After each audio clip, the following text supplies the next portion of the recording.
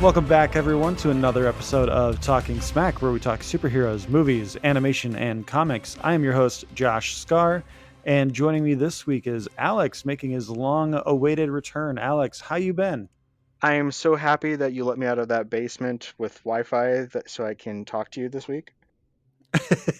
I mean, that is where the only good. You told me it's the only place that has good reception in your house is that one little corner, so that I can tweet and update Facebook. Just you didn't tell me you were going to lock the door when you weren't home.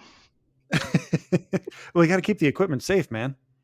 Oh, that's true. It's true. Yeah, but I'm doing pretty well. How are you doing yourself? I'm surviving. I'm on the road again. I'm hoping this will record properly like it did last time with Joey, because if this audio gets corrupted or if I don't download this properly because the hotel Wi-Fi sucks, it'll just add on to my week. Because as I said, I'm surviving, but that does not mean anything really great right now. Well, you know what? This is a big, great chance for us to new music licensing fee we've been paying for. Let's play Survivor. No? Survivor, Yeah, the like, oh crud.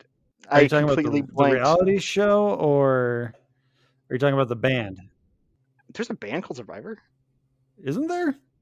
I was thinking the Destiny's Child Survivor song. Oh, no, God, my fingers are so tired. I typed Survivor. Survivor. Yeah, there's an artist called Survivor making me. Yeah, they do Eye of the Tiger, man. What the hell are you doing to my brain? It's already messed up. I'm so tired.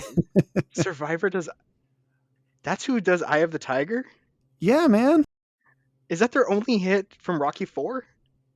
Uh, on Spotify, it says they also have a hit called "Burning Heart" from Rocky 4. Isn't Eye of the Tiger from Rocky Rocky 2 or 3. 3? Yeah, it's Rocky 3, you're right. All right, well, let's let our music license pay for which one do you think is cheaper? Survivor's Eye of the Tiger or Destiny's Child Survivor? Oh, I would have to imagine Eye of the Tiger is cheaper. Okay. You don't outsell Beyonce. I'm sorry. And immediately we've aged ourselves. Beyonce used to be in a band called Destiny's Child, children. Fun fact: my sister-in-law went to high school with. Is it Michelle? Not Michelle Williams. One of the members of Um, Destiny's Child. I think her name was Michelle. I can't remember her last name. Also, Rocky used to be a series of movies in the 80s. Michelle Williams, Is it Michelle Williams? according to Wikipedia. Okay. I didn't think it was Michelle Williams because I'm about to talk about a movie starring Michelle Williams, as in Heath Ledger's baby mama. Yes, Beyonce Knowles, Kelly Rowland, and Michelle Williams. Okay, crazy. Small world. So this week we're doing what we're calling quick hits. And what that is we're going to do really quick reviews and we're going to burn through as many as we can. We were really inspired by Antonio's 3-minute review of Prey. And we're just going to go through a bunch of movies we've seen in like the last year that we haven't touched on in the podcast. And we're going to talk about them real quick. Hopefully it won't be too confusing and hopefully you guys will have a lot of fun. But first, we're going to hear from our friends over at the Doom Generation podcast. We will be right back.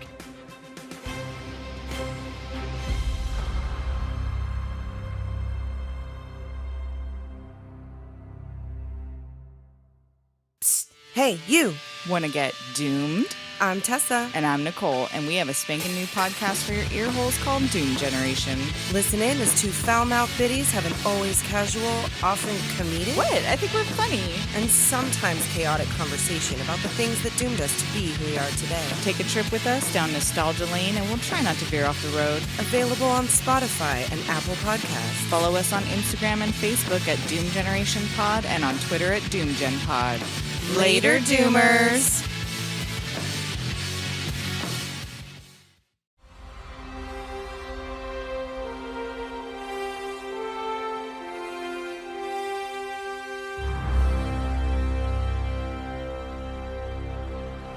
And welcome back. We are here to do our quick hits movie reviews. This is where we talk about a bunch of movies that may or may not have come out in the last year or so.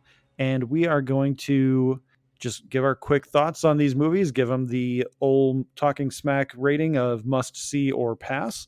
And also, it just occurred to me, I mentioned before that I am in a hotel room, and I apologize if you hear the humming of my air conditioning in the background. I turned it off, but the thing is still running. I threw a pillow on top of it, just hoping that it'll like muffle it enough that you don't hear it. Alex says he doesn't hear it, so hopefully that is a good sign. But It's all clear on this end. we each have 5 Sorry. reviews. No problem. There's a small delay because hotel Wi-Fi is awful, so hopefully we don't talk over each other too much. Plus, the beauty of editing. So we each have 5 reviews. Alex, do you have a coin handy? We'll flip a coin to see who goes first. Yeah. Well, have my phone charger. I've got a bottle cap here. Let's just go with that. All right, bottle cap. Do you want open or closed? I want spiky side. Spiky side. It's spiky side. You get to choose. You want to go first? You want to go second? We'd like to receive in the second half. All right, so that means I'm going first. We are going to start our quick hits with Venom, Let There Be Carnage, directed by Andy Serkis, starring Tom Hardy, Woody Harrelson, Michelle Williams, and Naomi Harris. This movie was not as good as the first movie. It's pretty straightforward, nothing really great. This isn't Andy Serkis's directorial debut. He directed I believe The Jungle Book that was on Netflix a couple years ago. This felt very generic. I will say I like the Carnage design other than his size. That he was too big for me. And then they also they undercut what makes the Cletus Cassidy and Carnage symbiote bond so special, in the fact that Cletus Cassidy is so insane that when he's bonded with Carnage, they aren't working in symbiosis. They become one. They merge. And in this one, he's very much not doing that. They're separate. They have their own agendas, and they're working together for mutual gain. Cletus Cassidy, played by Woody Harrelson in this movie, is very obsessed with Naomi Harris's character, Frances Barrison, who is also known as Shriek, which plays some interesting dynamics once Cletus Cassidy is bonded with the Carnage symbiote, given that the symbiotes are susceptible to high frequencies and sonic blasts, which the movie plays up to a little bit. But overall, I don't think it's quite as good overall as the first Venom movie. Although I will say Tom Hardy plays the role of Venom and Eddie Brock really well. And the dynamic of Eddie Brock and Eddie Brock and Venom is a lot of fun, as they play like this lovers quarrel throughout most of the movie. And I applaud the movie for giving us that relationship status of Venom, or of Eddie and the symbiote. It works so well. That's all I can really say. But as far as the Talking Smack rating goes, I would say this is a pass. I would not recommend this movie to anyone who is wanting to sit down and be like, I want to have a good time. So what do you think made this not work as well as the first one? Because the first one got middling reviews, kind of an passively accepting fan reception, made pretty decent money. What do you think didn't work on this one? It's very unbalanced, is what I would say mostly. It is very much broken down into 3 very distinct acts, where the first act is building up towards I'll put a spoiler alert at the front end of the episode. We should get a list of all of them so we can do that. We'll record that at the end. But spoilers again for Venom, Let There Be Carnage. The first act is leading up to the breakup of Eddie and Venom, which that's a lot of fun and funny. The second act is their time apart, them figuring out they need each other. And then the third act is just the big fight. That is kind of it. Like, they get back together and they fight. And there's not a lot of tension in anything other than like, oh, how are they going to defeat Carnage? Oh, they kind of aren't. Carnage is going to defeat itself. And it plays up to a lot of the stuff that they had done previously. Like, they really shoehorn in Michelle Williams' character, and Venom is like whining that he's in love with her, and he knows that he's in love with her. And they use that to do the she-Venom thing again. And a lot of it just feels very forced. Like the Eddie and Venom stuff works really well. Everything else just falls apart, in my opinion. And there's this really weird thing that happens with Naomi Harris's character, Shriek. She and Cletus grew up in an abusive orphanage together. They fell in love, and then they took Cletus away to go live out his death sentence until his death sentence time came. And she got thrown into like a soundproof room, like Magneto did, except not plastic. Just like, she can't shout at anyone because it'll only hurt herself. But like this doctor will come down and be like, hey, your boyfriend got the death sentence and you're going to have to live it this lonely life, even more lonesome, knowing that he's dead. When the death sentence finally gets accelerated because he attacks Eddie, she comes in and the doctor again is like, your boyfriend's dead. He's so dead. And then later in the movie, they give her a newspaper, which has a secret message to Shriek from Cletus. And the doctor is again there, like just gloating at her, like, you think he's coming for you? He's dead. He's not coming for you. And then Carnage like shanks her in the back of the head. And it's just like, why would anyone just sit there and taunt a homicidal maniac like that? Like, I know that's a trope, and like it's done in Terminator as well with the one cop, that Terminator 2, where the security guard is like constantly taunting Sarah Connor, and like he like licks her and stuff and says all this shit to her. Like, I get it's a trope and it's supposed to make their death not quite as impactful, but it's so weird and it makes no sense to me. It's like she's more unlikable than our villain. You know, that actually leads me into the first one I want to talk about. Nice transition. Let's talk about it. Michael Bay directed a film called Ambulance. Michael Bay directed a film called Ambulance. Michael Bay, I think, has some talent. He obviously knows how to frame footage. He knows how to get from point A to point B. I was watching behind the scenes of was it The Island, I believe, with Scarlett Johansson and someone else, and whoever the other person Ewan was in that McGregor. movie. Yes. You forgot Obi-Wan? Come on, man. Is it Obi-Wan? I swear it was Orlando Bloom. No, it's Ewan McGregor. Oh. And Michael okay. Clark Duncan's in there too. Oh my gosh. And Sean Bean and Steve Buscemi. So anyway, Ambulance. So back in the day, they used to provide these things when you buy a DVD or Blu-ray called extras, and it often had behind the scenes footage that was interesting. And one of them was, he was talking about how he likes a script written for him. And what he likes is write the dialogue, and if they're going somewhere or there's going to be a chase sequence, just write action and I'll get you to the next scene. That is on the extras. And all of a sudden I went, okay, that makes sense. This movie is trying to say things. The first one's trying to say it's about a veteran, a war veteran named Will Sharp, who needs like $250,000 because his wife needs some kind of experimental surgery and she's dying from it, and he's going through the VA and they're not working with him. He keeps trying to go through a phone tree. The phone tree just hangs up on him. He can never reach an actual person. When he reaches an actual person, they tell him, oh, have you tried calling blah blah blah blah? Wife is going to die. So he meets up with his brother Jake Gyllenhaal. They're I believe orphanage brothers kind of thing. Anyway, so they're gonna do a heist, big old heist. They're gonna rob like 2 banks in a day, something like that.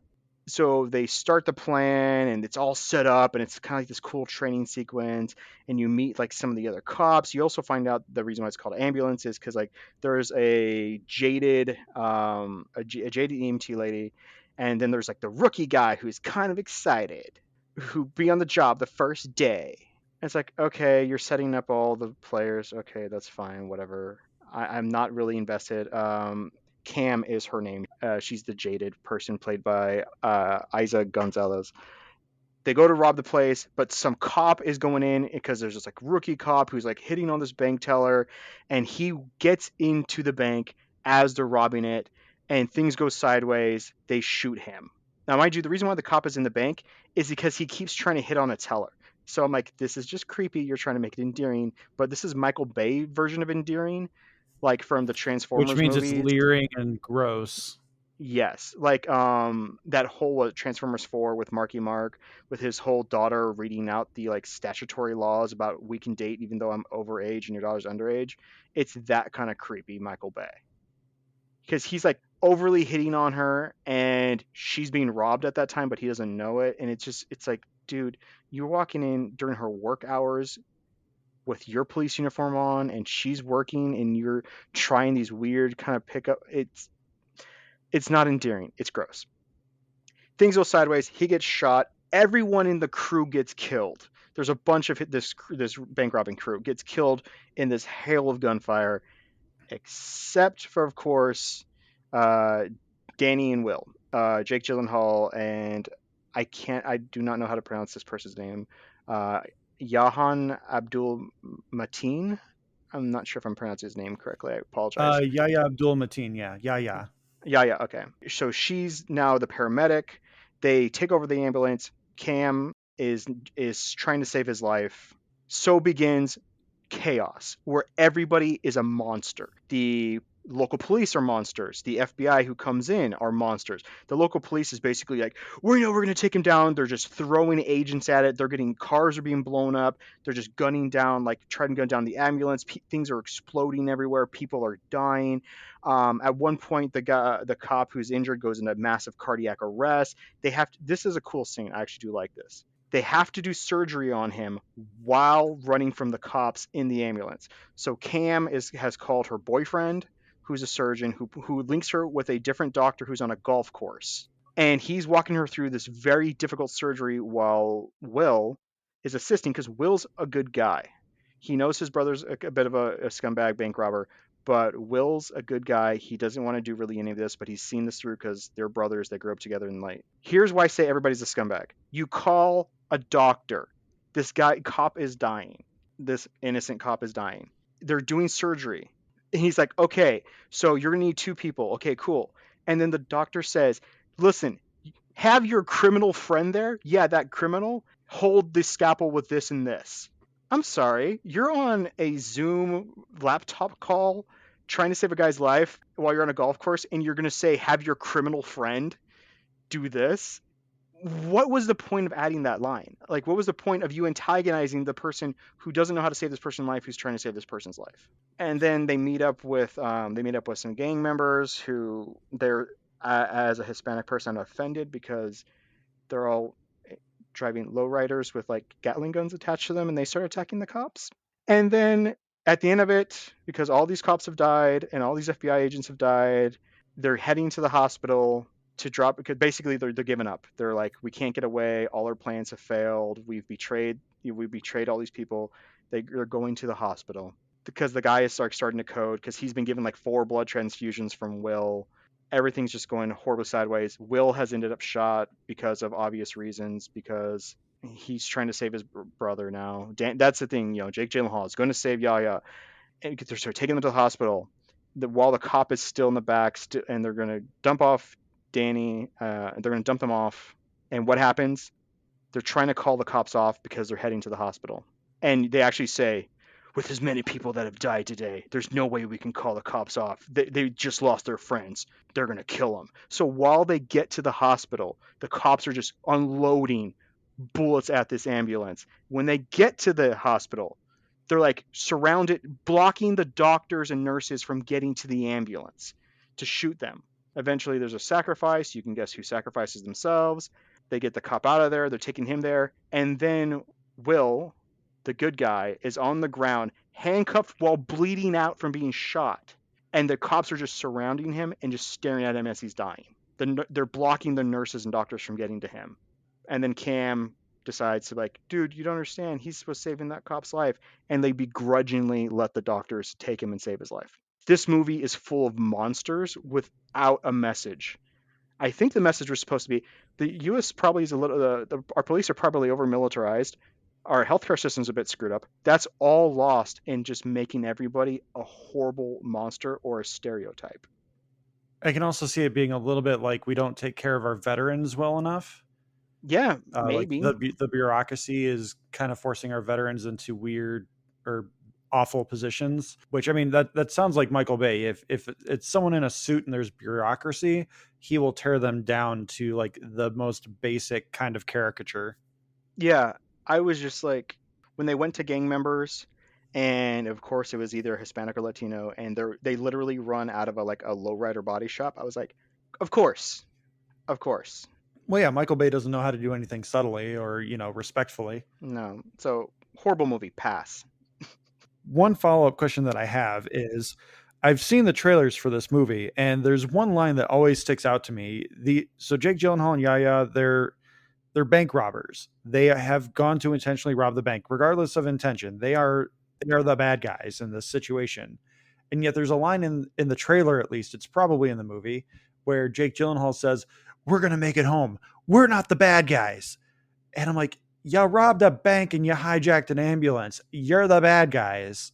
So how does this movie try to frame it so that they're not the bad guys?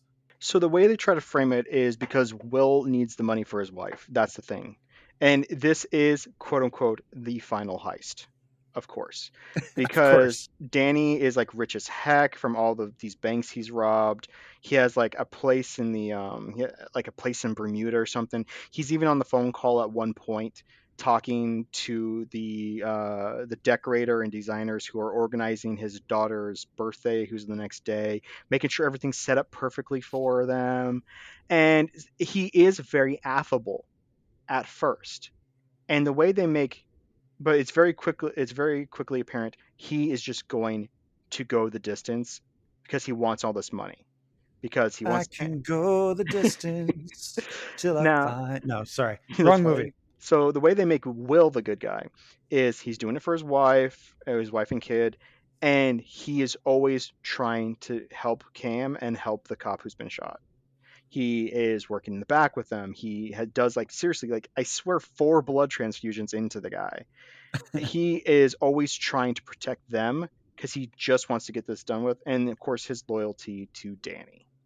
That's where they try to make it, but that's all very quickly lost right after things go sideways. Okay, so it still sounds very, very loose in their interpretation of a good guy in this. It sounds more like Michael Bay was just trying to make a statement about how we're taking care of our veterans. Yep. That takes care of that. And another transition, speaking of taking care of veterans, another movie I recently watched is Ghostbusters Afterlife. Yay. Which I know you've seen and you've talked about. So my impression on this movie is this is kind of how you do a Lego sequel and a soft reboot at the same time. Yes. It is very well done. The first 2 acts are really good. The final act is basically Ghostbusters 1 again, but I think it does it in a way that is different enough, and they pull some heartstrings. They don't pull any punches on certain things, which I'm going to do my best to not spoil anything here because I do think that there is some good stuff in here to not spoil. But the cast includes McKenna Grace playing Phoebe, who is Egon Spengler's granddaughter. That's not a huge spoiler. You find that out sometime in the first act. Finn Wolfhard, who plays Trevor, who is Egon's grandson. Carrie Coon, who is Egon's daughter. Paul Rudd, who is Mr. Gruberson, who's a science teacher at their school. Logan Kim, who is a character just called Podcast because he has a podcast. And Celeste O'Connor, who plays Lucky, who essentially is just there to be a love interest that doesn't really go anywhere, and she becomes the 4th Ghostbuster. Obviously, you have other Ghostbusters legacy actors like Bill Murray, Dan Aykroyd, and Ernie Hudson in there. Annie Potts makes a quick appearance. It is very good. I'm going to leave this one short and sweet. This is a must-see, in my opinion. It does a lot of stuff really well, and it reintroduces the Ghostbusters to an audience like us who grew up with Ghostbusters, and then it also does a good enough job of explaining everything without feeling too overbearing to new audiences as well. McKenna Grace is really good and believable in the role as Phoebe, and I really like the bit that she has where she's trying to tell jokes, but they just always come off as morbid and off-putting. But So my wife and I love this movie. When it came out on VOD, early this year, we got it. A friend came over, we watched it all together. Ever since then, some of McKenna Grace's jokes we occasionally just say to each other because they're cheesy dad jokes, but Yep. the way she tells them is so awkwardly endearing. It's lovely. Yeah, she doesn't understand the punchline, or it's almost like she doesn't understand the punchline. Mm-hmm. Like, she's smart enough, she knows it, but she also knows that it's potentially not funny unless you understand the science behind it, because usually they're science-based. Mm-hmm. But they're not so advanced that most audience members wouldn't understand them. To me, this movie is definitely a must-see. We've rewatched it, I don't know, 4 or 5 times. I'm not going to go into spoilers, but there's a scene at the end that gets me hard every time when they're Phrasing. Shut up. That's not what I meant. It hits me in emotional feels like a sucker punch, and That's going in the highlight reel. That's gonna be the tease there. Yes, the last act does recreate the first movie. I hear it, kitty cat. Yeah, it's almost their feeding time, and she thinks she meows at me. Anyway, so there's an emotional moment where it's McKenna Grace kind of doing like a last man standing thing, and the second that part starts with the music, and then a big reveal happens, I just start tearing up. The last like 10 minutes is just lovely and so emotionally, and it's such a good payoff. Yeah, they do a great job with all of that. All right, do we have a good transition from Ghostbusters into your next movie, or are we just going to transition without a good transition? There's not a good transition. Okay, Transitioning to the next movie. awkward segue. Exactly. So Sonic the Hedgehog 2. I don't even know if there's really a story to this movie. I can't tell you if I mean the first movie, you know, Robotnik is trying to get the rings from Sonic, who's on Earth, who's hanging out with Cyclops and Cyclops' family. This next movie, Robotnik is back. I honestly don't know if these movies are good because I consider this a pass. I mean, not I mean a must see. Oh, we didn't. Did I think we insinuated Ghostbusters Afterlife is a must see as well. Oh yeah, yeah. I think you should watch these movies. They're good movies.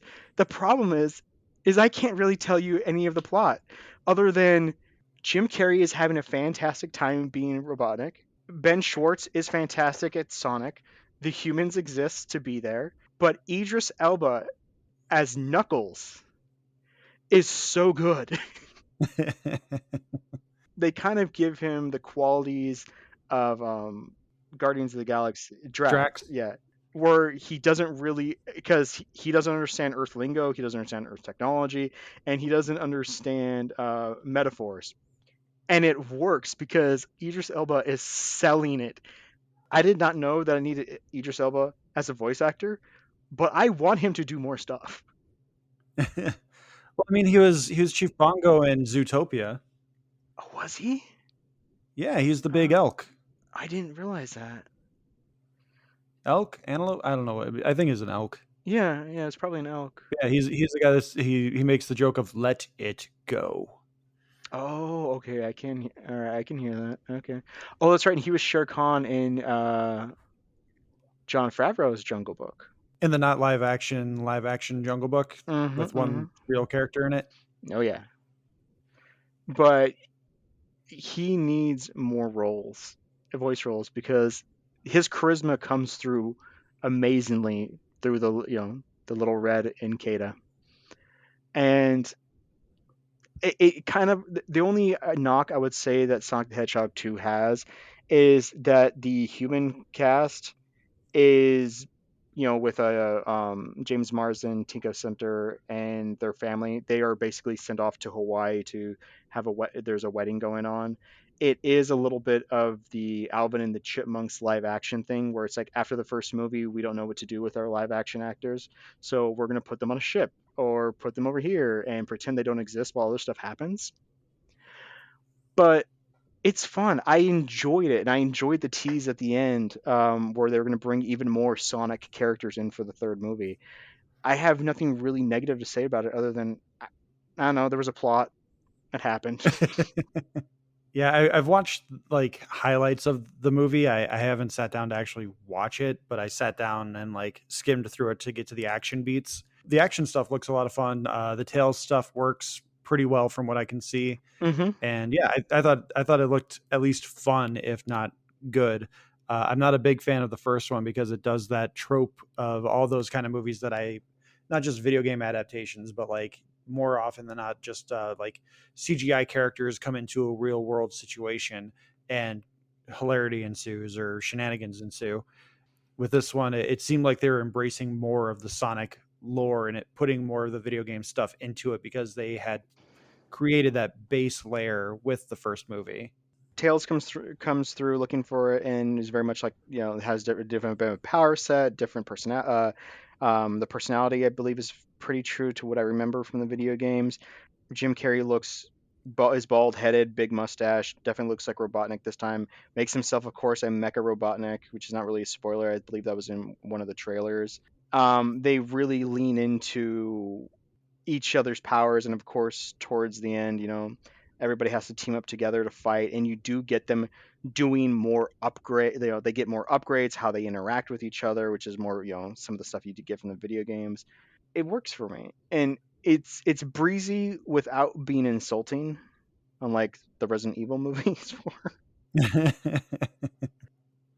Well, I would say it's a must see as well, because even with the like 30 minutes of the movie that I've seen, especially the final fight, like Oh if you're a yeah. Sonic fan, the final fight alone is probably worth the cost of admission or VOD or just the time to watch it on Paramount Plus.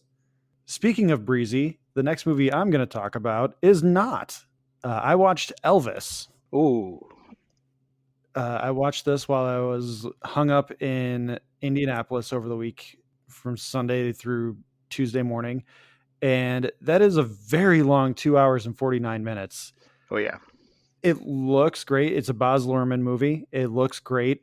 One thing I'm going to get off my chest right away here is that sometimes the writing is just dumb, like bizarrely dumb. There's a moment when Elvis has been talked to the Colonel, and he's decided he's going to take his tour on the road, and he's talking to his mom, like his family. They're having dinner, and his mom is against it. She does not want him to go on this tour because being on the road changes people, and you don't want to sacrifice who you are to get what you want. They're having this big argument. And Elvis is making all these promises that he's obviously not going to keep. And his mom says to him, "Do not trust your own goddamn cleverness." And then she storms away. And Elvis leans against the doorway looking all sad that his mama just yelled at him. And this woman sitting at their dinner table, like, I don't know if it's his girlfriend or if it's his sister. There's no context to who this woman is. She's just sitting at the table, and Elvis leans against the doorway, all dejected. And then it cuts to this woman going, "Elvis, you upset your mama." No fucking shit, Sherlock.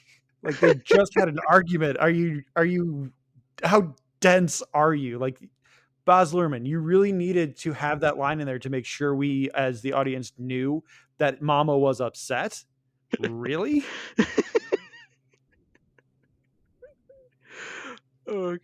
I put that in our Talking Smack Discord under the movies tab, just because I was like, what the fuck is this moment? Like,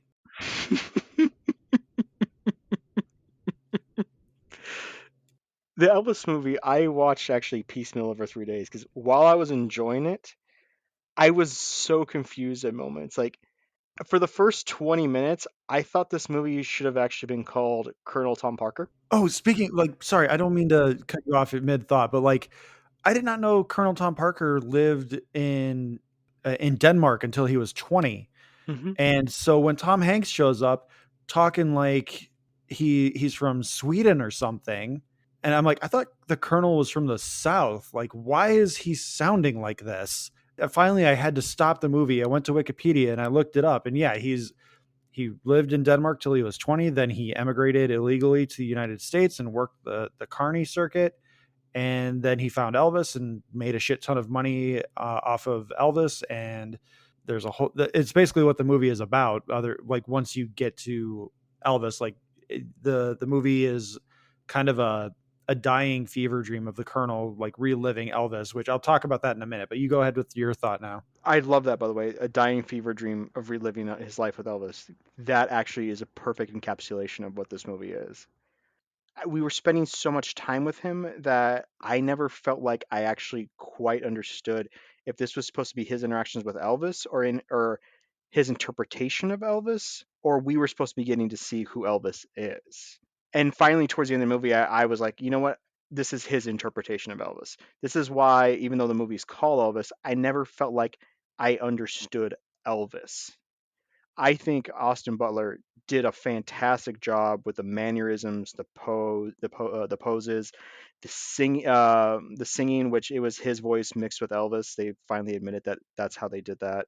and I felt like he impersonated beautifully what we perceive Elvis to be from media.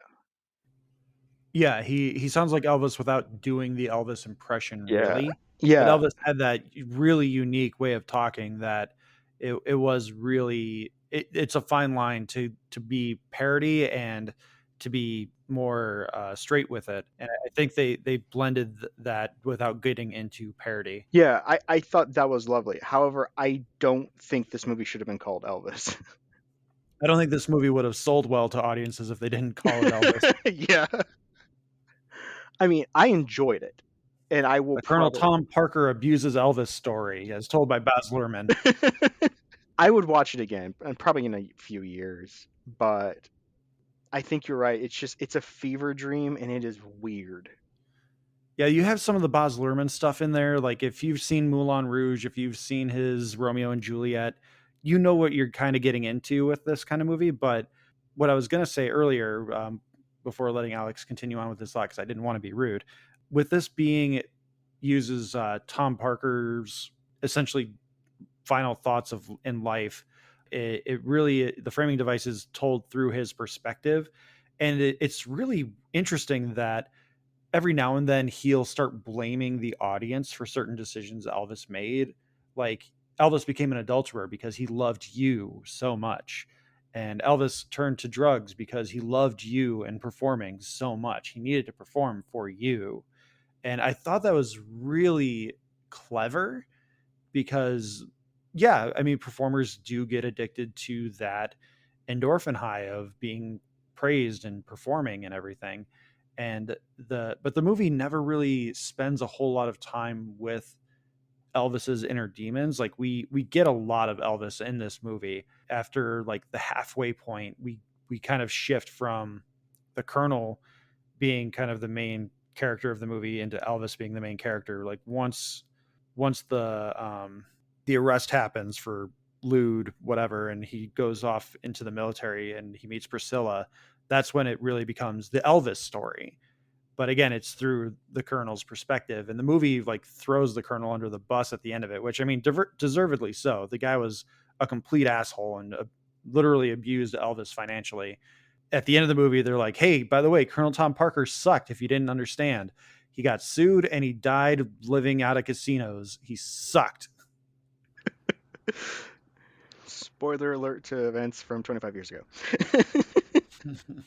Yeah, that's the only thing that I really have a problem with is that I wanted to get a little bit more of who Elvis is, and they did touch on that here and there, like with Elvis's decision with his comeback special, that he was kind of trying to shake off the Colonel, trying to shake off the hold on him because he didn't want to wear like a sweater and sing these kiddie songs. He wanted to tell more of his story. I think they also did well acknowledging that Elvis was definitely inspired by the African American community he grew up in.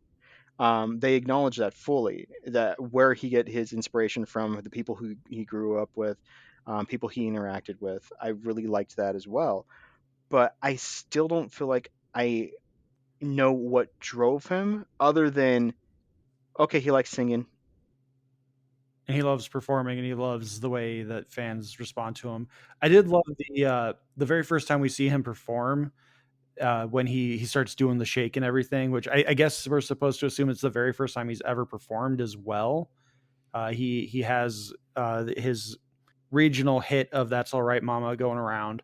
He gets up on stage and he starts doing the wiggle, and the women's like that moment was just great. Like if you had released an Elvis short film and it was just that moment, like that could have been like Oscar or Golden Globe worthy for Baz Luhrmann, because like you can see just like the temperature rising in the women in the audience. So when that first girl lets out that shriek, like she doesn't even know what the hell happened. Like her body just took over her, Yeah. and she just had to let out this primal scream as this guy's gyrating on stage.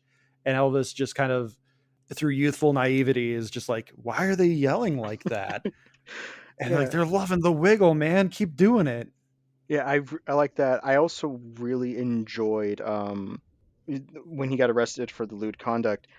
that's when I started feeling like I was seeing a performance. I mean, Austin Butler did an amazing job, but that's when I actually really started seeing a performance that he's not given a ton of lines to really like understand the machinations going on in his head, but he gets up there and he starts like tempting the cops by wiggling his little finger, and then he starts building it to his entire body, just threatening them to arrest him.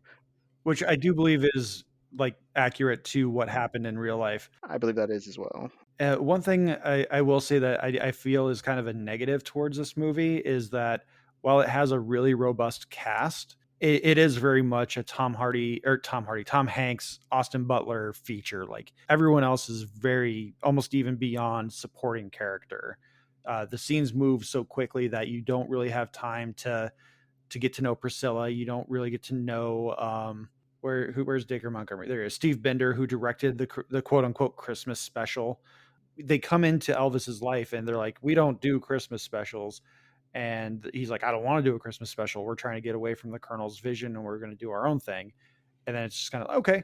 And then we move on. I don't know if it's maybe maybe it's just me not being able to understand the accent Tom Hanks did, because he was doing like a southern accent, but occasionally would slip into like a more like a Dutch one. I wasn't sure if that was supposed to be like internally he's talking more like himself, externally he's talking like that. I didn't realize his dad was still part of his crew until the very end, because they move for very quickly from Elvis gets signed, it's going to be a family affair. Dad, why don't you be his manager, finance manager, whatever his dad's role was. Yeah, and it's only towards the end where like Elvis is starting to get addicted to drugs, and because he's being forced to do all these Vegas shows when he doesn't want to, and stuff, that he collapses at one point, and he's like, "Well, Dad, would you put him back up there or something like that?" And I was like, "Oh, he's still there?" Like, "Oh yeah, I guess they added gray to his hair. I don't think I've seen you for like an hour and a half."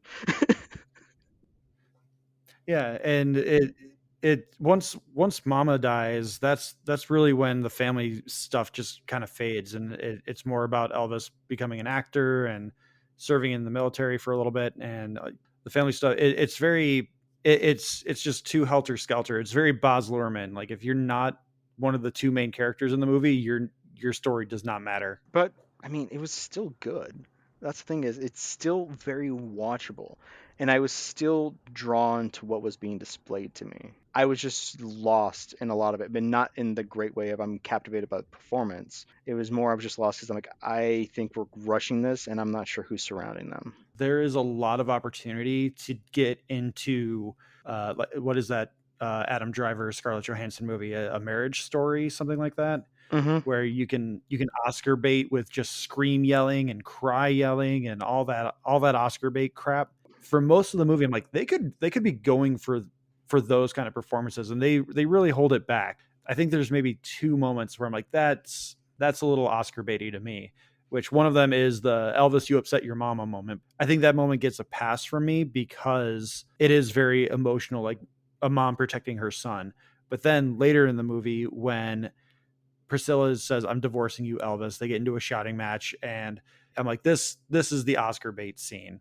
This is where they're going to try and have this as their highlight reel if they get nominated. With me, I would almost want to submit for Austin Butler. I would almost want to submit either that first dance one, the he's being arrested one, or when he gets tricked into doing, being stuck in Vegas, and they show him working with the band how to write music, what he wants. Yes. That I loved that so much. He creates the ba-dum-ba, Uh-huh. ba-dum-ba. Yeah, where he orchestrates all of that. Another scene where that could be an Oscar clip moment would be when he fires the Colonel for the first time, and Oh yeah. before, which that happens like 20 minutes before the end of the movie. That's insane to me that it happens that late in the movie. There is still like 4 or 5 years of Elvis's life left to live there, and that's where they kind of start winding down towards the like text crawl of, hey, the Colonel sucked, Elvis died at 42, he had a legacy. So is it a must watch for you? This is a really weird one for me because it was entertaining, and I think maybe because of my frame of mind being stuck while I was waiting for my vehicle to be repaired, I was just like stressed out. So watching it, maybe I wasn't in the best frame of mind for it. But I would say it's kind of a pass for me just because of it does feel like it's almost 3 hours long. Like there are movies that can be really brisk. Like Avengers Endgame does not feel like a 3 hour long movie to me. Like maybe 2 hours and 20 minutes, but it doesn't feel like 3 hours. This feels like 3 hours. Another movie that felt like 3 hours, and it was 3 hours, is Jurassic World Dominion, the extended cut. The more locust cut, right? So I'm a little offended on what they want to call the extended cut. More dinosaurs, more this, more that. Because the first like 15 Wasn't minutes, it only like 7 minutes of it? I think it's 15. But Okay. the first, I know 7 or 8 are that long teaser they released a year and a half ago, 2 years ago, of the dinosaurs back in like 65 million years ago, where like dinosaurs are fighting and then they show one die and a mosquito bites it and gets turned to amber. Wasn't that supposed to be the opening scene of the movie? Yes, but they cut that out for the theatrical release. Oh God, of fucking course they did. And Hey, this is then the opening sequence of the movie. No, we lied. and then they added in the T-Rex stomping through the outdoor theater, the drive-in theater. I'm like, okay, I've watched these. I did not see this in theaters. I'm watching this on Peacock. I've seen this, and then they actually get to the actual movie. Was that really just what they added to the quote unquote extended cut? They just put those scenes back into the movie? There's some extended scenes elsewhere, apparently. I eventually looked it up after the movie was over. I was like, okay, what did they actually add that is different? And it's those, and there's like a few other. There's a little bit more with the legacy cast, but it's not anything really that seismic changing. It doesn't change anything. It's really mostly those scenes. Those two big scenes got added back to the front, and then they padded some stuff out later in. That's really it. So these are my initial thoughts. Eon, Grant, and Ellie are fantastic together. There's scenes where they interact. Grant and Ellie are fantastic. Their interaction is beautiful. Ian is Jeff Goldblum just slips right back into the role so effortlessly. It's charming. It's lovely. I hate the movie. I hated it. It's about locusts. It's about dumb stuff. It's about evil Tim Cook. It makes the non-legacy cast dumb. Not only dumb, but it's like they wrote the movie to try to like bolster up how amazing that Chris Pratt and Bryce Dallas Howard are, but they didn't think about how dumb their amazement is. So like at one point, Owen is interrogating a person to find out where the little the clone woman is, because she gets kidnapped. He's interrogating him while he's being eaten by a dinosaur. Here's the thing: that guy's being chewed alive by a dinosaur. Interrogates him to threaten him more. Pulls a knife out on him. What are you gonna do? Ease his suffering unless he tells you what you want to hear? And then after he gets the information out of it, walks away and then looks back to make sure the guy got eaten. Wow. Most of the deaths of this movie, when I was watching the trailer, you can see there's a scene where like they're on motorcycles and there's like it's like they look like they're in Paris or Italy or somewhere, and it's a chase scene through somewhere in Europe, and you can see the motorcycles and dinosaurs running around, right? I saw that as in the trailer and went, $5 says they caused that problem. They did. They went to a black market dinosaur auction house, broke out the dinosaurs, they stampede out and start killing people. That's supposed our heroes. And I love this because at one point Claire is being chased by a raptor, and she's like running, doing some parkour stuff, smashes through like a window, runs into this house and like slams this door shut, opens a closet door. There's a woman and child hiding inside the door, in the closet. She has the door wide open. The other door, the bedroom door, gets kicked down by the raptor. She doesn't shut the door. She just starts running again. I wonder if those two people are alive. Chris Pratt chokes a dinosaur to death at one point. Of course, Ian does a big dramatic scene where he picks up something on fire to entice a not T-Rex. It's dumb. Doesn't make sense. Here's the thing is like Henry Wu, they try to redeem him because like the last two movies they kind of made him evil, and in Camp Cretaceous they make him evil. He's in that, by the way.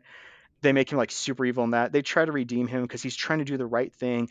They were trying to engineer these locusts to like eat bad bugs, but they went overboard and some terrible things happened. And so he wants the clone captured. He wants Blue captured because Blue can self-birth. Blue has her own baby. And he wants the clone captured because the clone has some genetic markers that will allow him to, if he takes a blood sample from her, fix the locust problem. He tells her this when she gets captured. She, of course, breaks out. The end of the movie resolution is she gives up her blood, and Henry Wu solves the problem.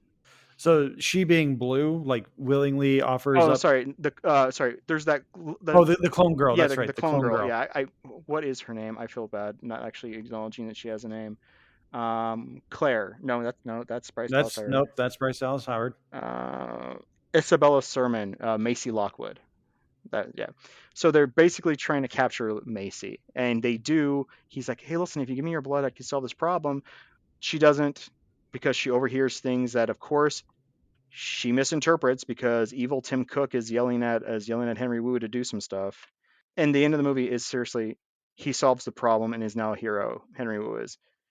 All these people would not have died if they had just done what he wanted to at the beginning of the movie. It's terrible. It's a pass. Please, dear Lord, stop trying to destroy the memory of Jurassic Park. I'm hoping in 30 years we remember, oh yeah, Jurassic Park was a great movie, 2 was okay, and then forget about the rest of these. Just like 40 years on, we remember Jaws was a great movie. They never made any sequels.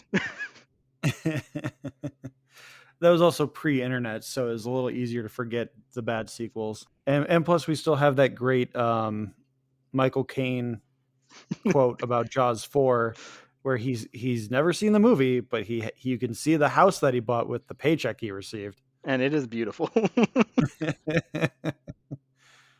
Well, speaking of beautiful, Everything Everywhere All at Once.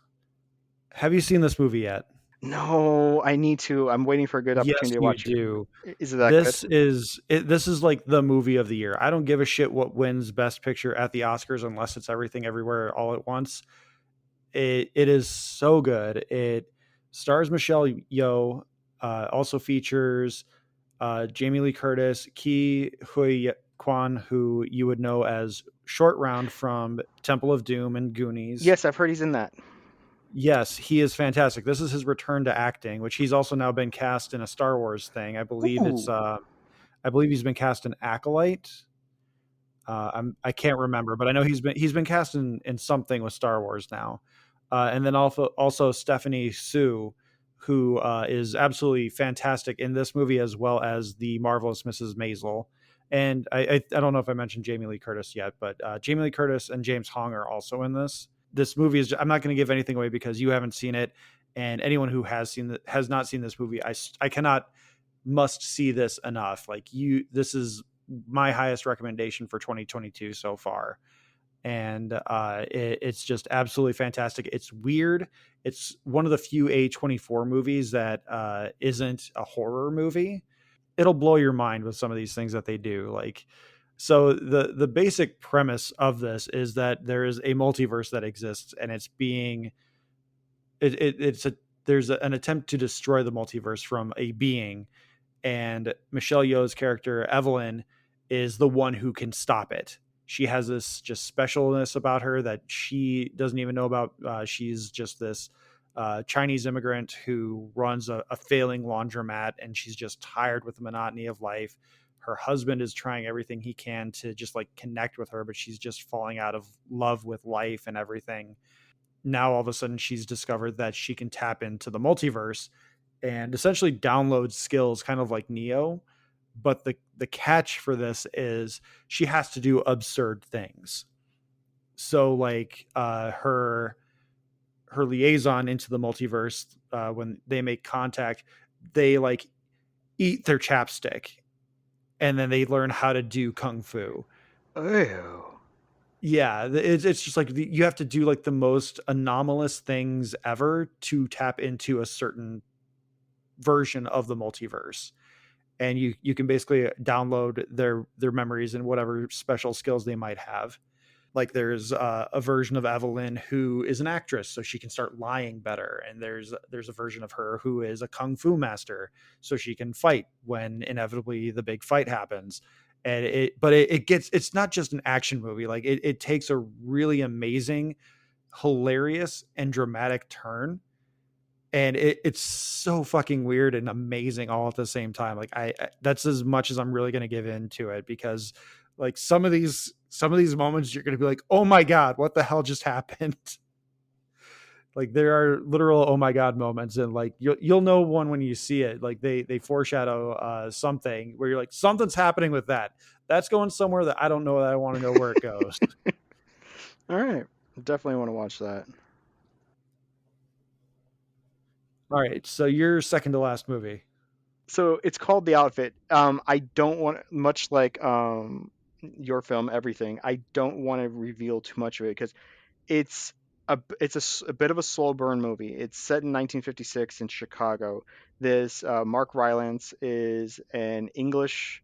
He calls himself a cutter. We would call him like a tailor, but he explains why a tailor is actually like defamatory for what he actually does. It's his shop where he makes all these beautiful custom suits, and the movie is basically set in his shop. We get like one or two establishing shots of outside, but all the action is very internal in this shop with several rooms.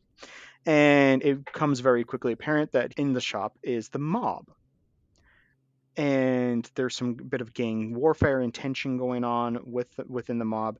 And his Mark Rylance's assistant is named Mabel. That's Zoe Deutsch.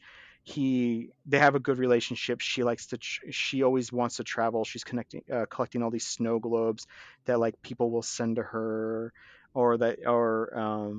and at one point she wants a raise so that she can go and see London or Paris, because Mark Rylance, his name is Leonard, he's traveled about and he's seen all these places, and he disapproves that she's actually starting to date this guy named Richie. He's like a mob son. He's kind of high up in there, but he feels down put upon because his dad doesn't properly respect him, and the rest of the mob doesn't respect him because even though he's second in command, he's young and they don't really listen to him, and he has a watcher over him that makes sure he stays out of trouble. Things go sideways very quickly when a night or two later, Richie comes in. They've been ambushed. He's been shot. And now the tension sets in because they can't go. They're not going to call the cops. They're not going to take him to a hospital. Leonard has to use his tailoring skills to make sure this kid survives. And they're looking for a mole because they got ambushed. And then crap goes sideways fast, and you are never sure who actually is the mole. It's almost like a play at times because I believe this was filmed during COVID. So you have like one location, you have a smallish cast. It's almost like a play at points because one person will leave the room, other people will come in. You're trying to figure out everyone's alliances. The twists and turns start happening and happen quick. You're not sure if people are playing each other, and then towards the end, this huge reveal happens, and it feels earned, but also it is like, oh crap. Because people, as they're talking, they're sharing stories and backstory, and you're like listening in on this and this person with the mob and what's going to happen with Mabel, and then Leonard is stuck in the middle, and then the mob is looking for them, and you can always hear like in the distance that there's gunfire happening, of something happening over there. You hear the sirens of the police. They occasionally like show the front windows, the drapes are shut, and you see the lights pass by, and it is just a well shot, tension earned kind of film. And I really enjoyed it. I was riveted. It's about 2 hours long, and I did not turn it off. At one point, my wife came in while I was watching it, and she stopped to look at it, and then she sat down and said, "Okay, catch me up." And it was about an hour in, so I'm like, "Okay, this happened, this happened, this happened, this happened, this happened, this happened. I think that's everything." And then something happens. Okay, wait, this happened. Yeah, it was good. It's called The Outfit. It's I believe it's on Comcast. The Peacock, yeah. So this would be a must see. Yes. So my last movie is another streaming exclusive. This one is The Adam Project on Netflix. It's a movie I'd been interested to see because I'd heard some pretty good things about it, especially for being a streaming movie. So I decided to give it a shot, and I was very pleasantly surprised. it felt very much in the vein of Real Steel, the Hugh Jackman movie.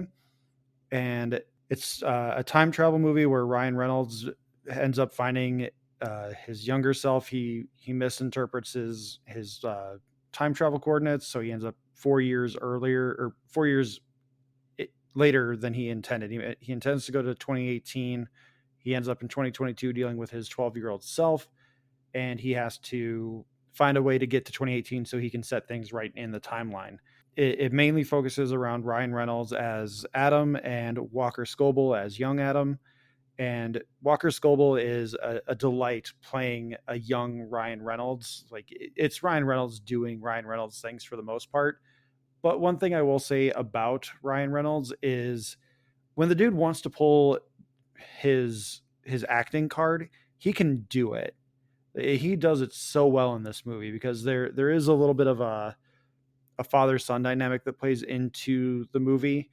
And also there's a mother-son dynamic. So like, me being away from my family right now, like I literally just watched it because I had the time, and was like, I need an extra movie before Alex just like throws his like 30 movies that he's been watching recently as a family of two with no kids and a bunch of cats. Like, he has time to watch all the movies. I have time to maybe watch one movie every few months. So I was like, all right, let's watch this, because I've been wanting to watch it and I've heard good things. But like the family dynamic just played with my heartstrings, being a little homesick right now. So I caught myself like tearing up. But it was also genuinely funny. There are moments that actually had me laugh out loud, and it was just a lot of fun. Like, it's not the most in-depth movie ever, but if this is any kind of indication of how Sean Levy, the director, handles the action that'll be coming up when he directs Deadpool 3, I think we're in pretty good hands. It was, like I said, it was a lot of fun. Ryan Reynolds does Ryan Reynolds things, but it's not just him being snarky and sarcastic the whole time.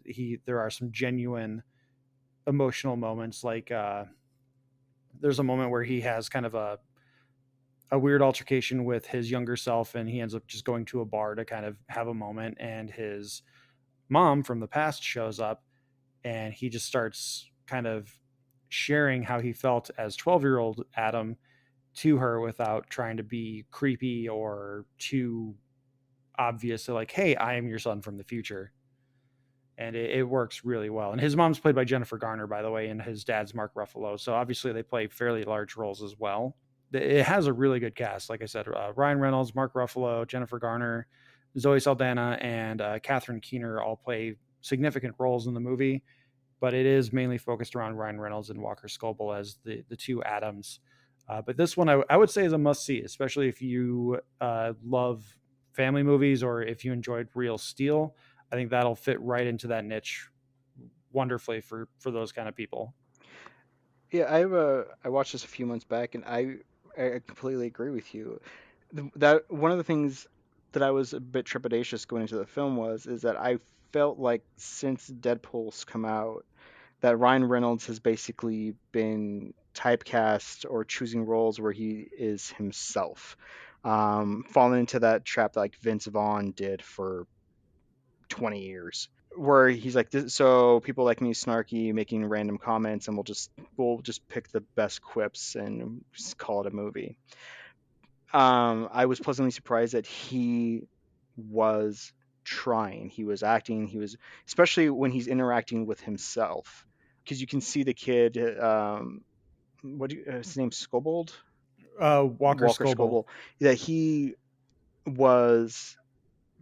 obviously hung out with Ryan Reynolds, picked up some of the mannerisms. They wrote basically the kid to be young, quippy, snarky, Ryan Reynolds. But giving him that role allowed Ryan to show some pathos, some pain, and a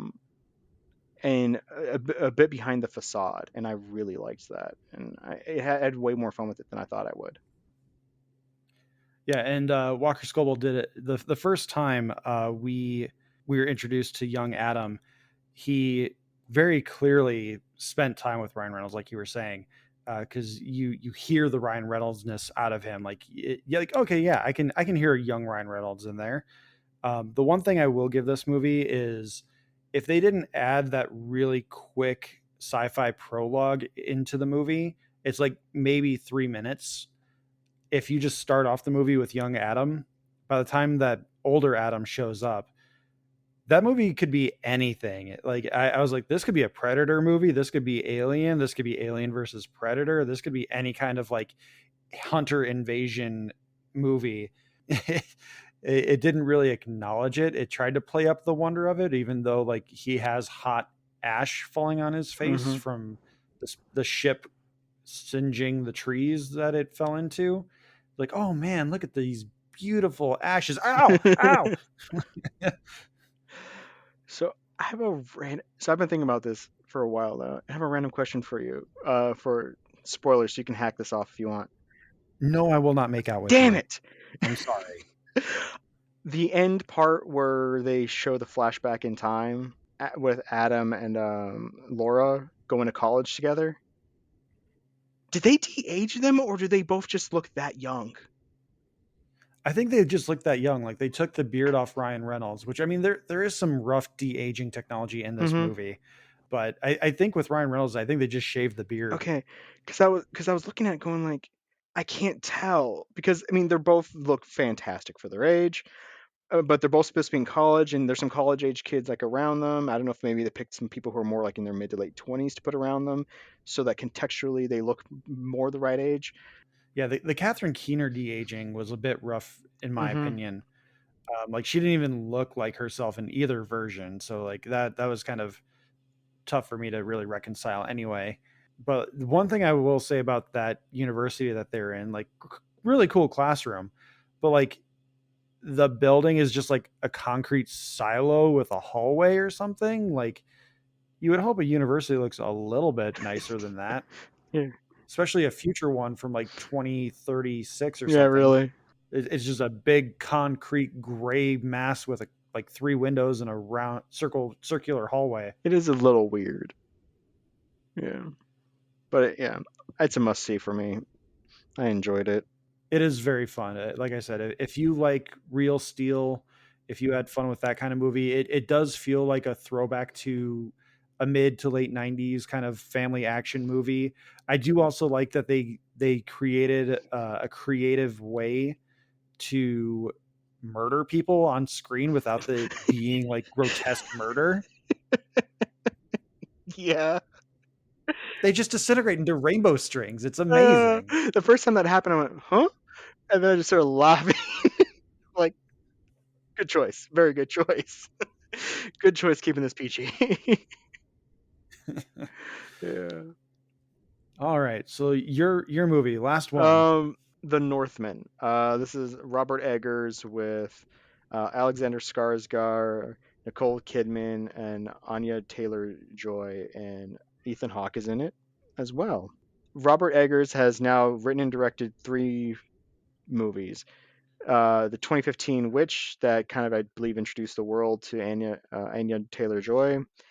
The Lighthouse, which reminded us that Willem Dafoe is just scary and Robert Pattinson can actually act. And now we have The Northman, a big budget Norse mythology movie. I have watched this movie about 6-7 weeks ago. I have no idea if I ever want to see this movie again, and I also have no idea if I enjoyed this movie. But it is wild. Did not expect them to go into the weird places they went. So it kind of starts off with a very long flashback of young Alexander Skarsgård, played by a child named Amalith, and his father is Ethan Hawke. I think his name is Arvindul. His mother is Gudrun, who's Nicole Kidman, and his father has returned back from doing something. I think he was like on a pillaging trip or something like that. Comes back. Here they are.